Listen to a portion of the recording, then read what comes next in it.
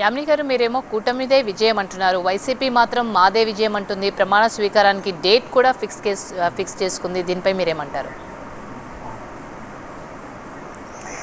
ఉండొచ్చండి. ఇప్పుడు ప్రజాస్వామ్యంలో ఎన్నికలు జరిగేవే ప్రజలు వారికి నచ్చినటువంటి నాయకత్వాన్ని ఎన్నుకోవడం కోసం అని చెప్పాను. అంటే వారి మనసుని ఓటన్న ఆయుధం ద్వారా వారి యొక్క కోరికను చెప్పడం, ఆశలు, వారి సంకల్పాన్ని నెరవేర్చుకోవడం కోసం ఓటు వేస్తారు.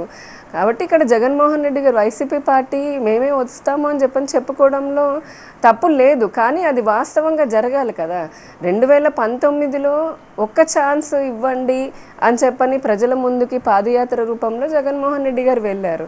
అప్పుడున్న పరిస్థితుల దృష్ట్యా ప్రజలు నిజంగానే ఒకసారి రాజశేఖర రెడ్డి గారి కొడుకు, అలానే ఆయన 2014 నుంచి ప్రజలకు ఏదో చేయాలని చెప్పని తాపత్రయపడుతున్నారని చెప్పని నమ్మారు. ఆయన ఇచ్చినటువంటి వాగ్దానాలు మీరు చూస్తే ప్రతి జిల్లాలో 30-35 హామీలు పైగా ఇచ్చుకుంటూ వెళ్ళారు.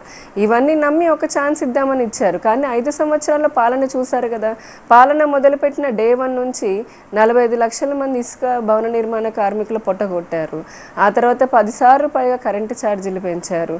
అన్నిట్లో అవినీతి, లా అండ్ ఆర్డర్ లేదు, విపరీతమైనటువంటి అశాంతి, అభద్రత, అన్ని వర్గాల వారు, పేద మధ్యతరగతి సామాన్య ప్రజలు కూడా ఇబ్బంది పడే పరిస్థితి.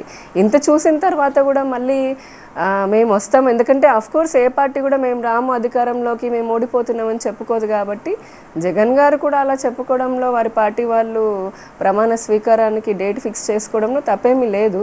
కాకపోతే ఆ రోజున జూన్ 4న జరగబోయేదైతే వాస్తవం వేరుగా ఉంటుందని అనుకుంటున్నాను నేను. రైట్ అండి.